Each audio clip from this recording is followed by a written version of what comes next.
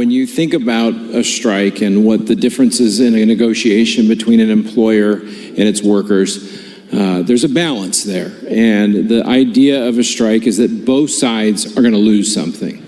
The workers are foregoing wages and benefits, and employers are losing the service, product, whatever it is that they are engaged in, and so they suffer as well. So the idea is that there's an incentive to get back to the table, to negotiate, to come to an agreement, and get everybody back to work.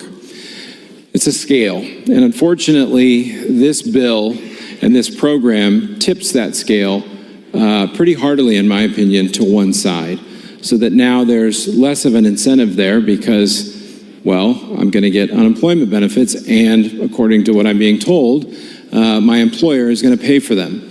That's not entirely true, as we've discussed tonight. There is a real cost that's been mentioned.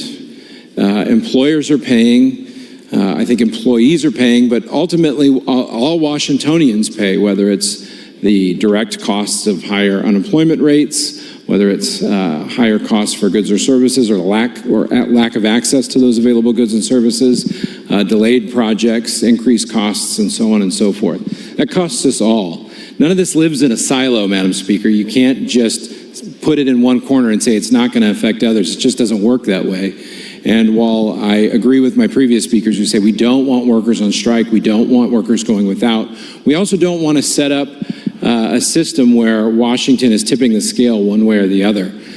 There are a variety of ways, both federal and state, to address grievances, and obviously I think I and you would hope that those are all taken advantage of before there's a strike. But unfortunately, this just tips the scale too much on one side for us to be a yes tonight. So with that, I'm going to ask you to be a no in voting down this bill. Thank you.